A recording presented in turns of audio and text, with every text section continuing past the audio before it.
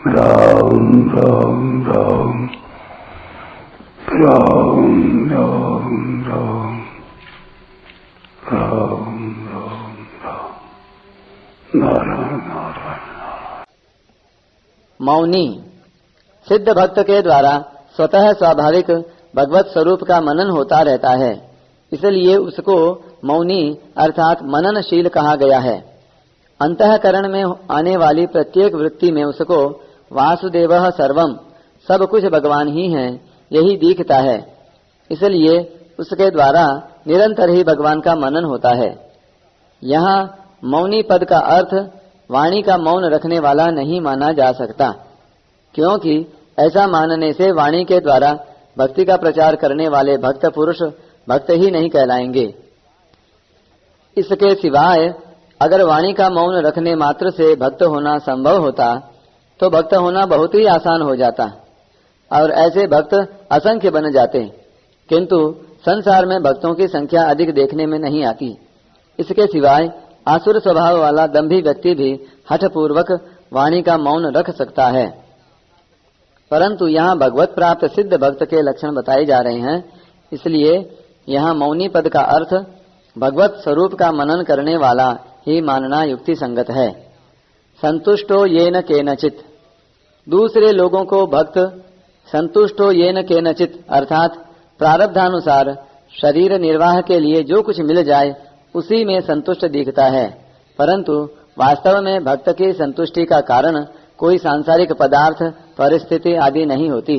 एकमात्र भगवान में ही प्रेम होने के कारण वह नित्य निरंतर भगवान में ही संतुष्ट रहता है। इस संतुष्टि के कारण वह संसार की प्रत्येक अनुकूल प्रतिकूल परिस्थिति में सम रहता है, क्योंकि उसके अनुभव में प्रत्येक अनुकूल या प्रतिकूल परिस्थिति भगवान के मंगलमय विधान से ही आती है। इस प्रकार प्रत्येक परिस्थिति में नित्य निरंतर संतुष्ट रहने के कारण उसे संतुष्टो येन केनचित कहा गया है।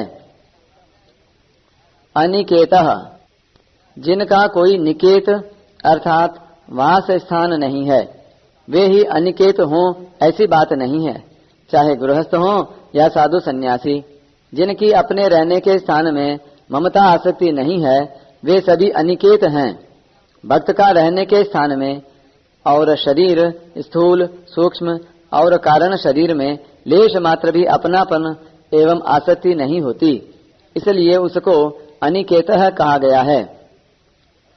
स्थिरमति, भक्त की बुद्धि में भगवत तत्व की सत्ता और स्वरूप के विषय में कोई संशय अथवा विपर्य विपरीत ज्ञान नहीं होता, अतः उसकी बुद्धि भगवत तत्व के ज्ञान से कभी किसी अवस्था में विचलित नहीं होती, इसलिए उसको स्थिरमति ही कहा गया है।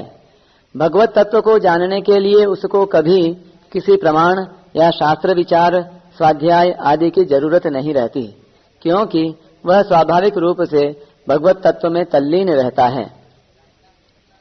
स्थिर बुद्धि होने में कामनाएं ही बाधक होती हैं, अतः कामनाओं के त्याग से ही स्थिर बुद्धि होना संभव है। अंतःकरण में सांसारिक संयोगजन्य सुख की कामना रहने से संसार में आसक्ति हो जाती है। यह आसक्ति संसार को असत्य या मिथ्या जान लेने पर भी मिटती नहीं। जैसे सिनेमा में दिखने वाले दृश्य प्राणी पदार्थों को मिथ्या जानते हुए भी उसमें आसक्ति हो जाती है, अथवा जैसे भूतकाल की बातों को याद करते समय मानसिक दृष्टि के सामने आने वाले दृश्य को मिथ्या जानते हुए भी उसमें आसक्ति हो जाती है। अतः जब तक भीतर में सांसारिक सुख की कामना है, तब तक संसार को मिथ्या मानने पर भी संसार की आसक्ति नहीं मिटती। आसक्ति से संसार की स्वतंत्र सत्ता दृढ़ होती है। सांसारिक सुख की कामना मिटने पर आसक्ति स्वतः मिट जाती है। आसक्ति मिटने पर संसार की स्वतंत्र सत्ता का अभाव हो जाता है और एक भगवत तत्व में बुद्धि स्थिर हो जाती है। भक्तिमान में प्रियो नरः, भक्तिमान पद में भक्ति शब्द के साथ नित्य योग के अर्थ में मतुप प्रत्यय है। इसका तात्पर्य यह है कि मनुष्य में स्वाभाविक रूप से भक्ति रहती है, अर्थात भगवत प्रेम रहता है। मनुष्य से भूल यही होती है कि वह भगवान को छोड़कर संसार की भक्ति करने लगता है। इसलिए उसे स्वाभाविक रहने वाली भगवत भक्ति का रस नहीं मिलता और उसके जीवन में नीरसता रहती है।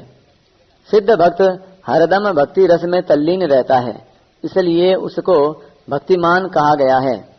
ऐसा भक्तिमान मनुष्य भगवान को प्रिय होता है। नरह पद देने का तात्पर्य है कि भगवान को प्राप्त करके जिसने अपना मनुष्य जीवन सफल कर लिया है अर्थात सार्थक कर लिया है, वही वास्तव में नर कहलाने योग्य है अर्थात मनुष्य कहलाने योग्य है। जो मनुष्य शरीर को पाकर सांसारिक भोग और संग्रह में ही लगा हुआ है वह नर यानी मनुष्य कहलाने योग्य नहीं है। इन दो श्लोकों में भक्त के सदा सर्वदा समभाव में स्थित रहने की बात कही गई है। शत्रु मित्र, मान अपमान, शीत उष्ण, सुख दुख और निंदा स्तुति, इन पांचों द्वंद्वों में समता होने से ही साधक पूर्णतः समभाव में स्थित कहा जा सकता है। प्रकरण संबंधी विशेष बात। भगवान ने पहले प्रकरण के अंतर्गत 13वें 14वें श्लोकों में सिद्ध भक्तों के लक्षणों का वर्णन करके अंत में यो मद भक्तः समे प्रियः कहा। दूसरे प्रकरण के अंतर्गत 15वें श्लोक के अंत में यह सच में प्रियः कहा। तीसरे प्रकरण के अंतर्गत 16वें श्लोक के अंत में यो मद भक्तः समे प्रियः कहा। चौथे प्रकरण के अंतर्गत 17वें श्लोक के अंत में भक्तिमान यह समे प्रियः कहा और अंतिम 5वें प्रकरण के अंतर्गत 18वें 19वें श्लोकों के अंत में भक्तिमान में प्रियो नरः कहा। इस प्रकार भगवान ने 5 बार अलग अलग में प्रियः पद देकर सिद्ध भक्तों के लक्षणों को 5 भागों में विभक्त किया है। इसलिए 7 श्लोकों में बताए गए सिद्ध भक्तों के लक्षणों को एक ही प्रकरण के अंतर्गत नहीं समझना चाहिए। इसका मुख्य कारण यह है कि यदि यह एक ही प्रकरण होता तो एक लक्षण को बार बार न कहकर एक ही बार कहा जाता और में प्रियः पद भी एक ही बार कहे जाते।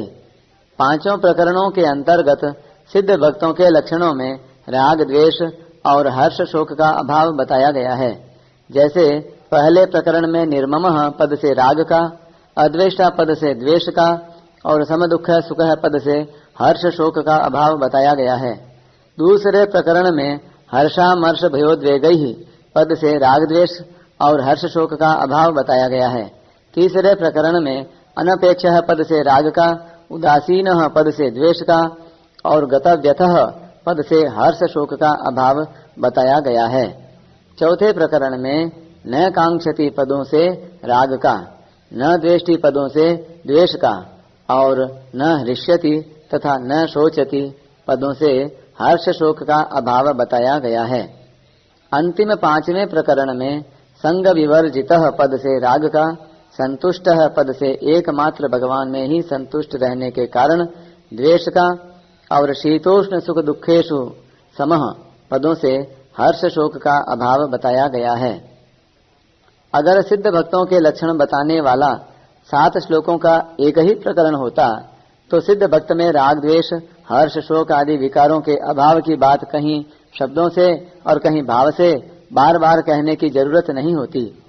इसी तरह 14वें और 19वें श्लोक में संतुष्ट है पद का तथा 13वें श्लोक में समदुख है सुख है और 18वें श्लोक में शीतोष्ण सुख दुखेषु समः पदों का भी सिद्ध भक्तों के लक्षणों में 2 बार प्रयोग हुआ है, जिससे सिद्ध भक्तों के लक्षणों का एक ही प्रकरण मानने से पुनरुक्ति का दोष आता है। भगवान के वचनों में पुनरुक्ति का दोष आना संभव ही नहीं, अतः 7 श्लोकों के विषय को एक प्रकरण न मानकर अलग अलग 5 प्रकरण मानना ही युक्ति संगत है। इस तरह 5 प्रकरण स्वतंत्र यानी भिन्न भिन्न होने से किसी एक प्रकरण के भी सब लक्षण जिसमें हो वही भगवान का प्रिय भक्त है। प्रत्येक प्रकरण में सिद्ध भक्तों के अलग अलग लक्षण बताने का कारण यह है कि साधन पद्धति, प्रारब्ध, वर्ण, आश्रम, देश, काल, परिस्थिति आदि के भेद से सब भक्तों की प्रकृति में यानी स्वभाव में परस्पर थोड़ा बहुत भेद रहा करता है। हाँ, राग द्वेष हर्ष शोक आदि विकारों का अत्यंताभाव एवं समता में स्थिति और समस्त प्राणियों के हित में रति सबकी समान ही होती है। साधक को अपनी रुचि, विश्वास, योग्यता, स्वभाव आदि के अनुसार जो प्रकरण अपने अनुकूल दिखाई दे उसी को आदर्श मानकर उसके अनुसार अपना जीवन बनाने में लग जाना चाहिए। किसी एक प्रकरण के भी यदि पूरे लक्षण अपने में न आए तो भी साधक को निराश नहीं होना चाहिए, फिर सफलता अवश्यंभावी है। परिशिष्ट भाव। इन 2 श्लोकों में भगवान ने वे ही स्थल दिए हैं जहाँ समता होने में कठिनता आती है। अगर इनमें समता हो जाए तो अन्य जगह समता होने में कठिनता नहीं आएगी। अपने पर कोई असर न पड़ना समता है। यद्यपि भक्त की दृष्टि में भगवान के सिवाय दूसरी सत्ता है ही नहीं, तथापि दूसरे लोगों की दृष्टि में वह शत्रु और मित्र में सम दिखता है। शत्रुता मित्रता का ज्ञान होने पर भी वह सम रहता है। शीतोष्ण सुख दुखेषु।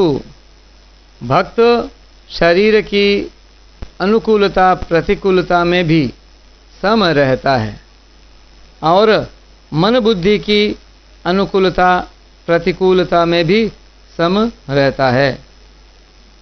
तात्पर्य है कि भक्त शरीर की अनुकूलता प्रतिकूलता, इंद्रियों की अनुकूलता प्रतिकूलता, मन की अनुकूलता प्रतिकूलता, बुद्धि की अनुकूलता प्रतिकूलता, सिद्धांत की अनुकूलता प्रतिकूलता आदि सब तरह की अनुकूलता प्रतिकूलता में सम रहता है।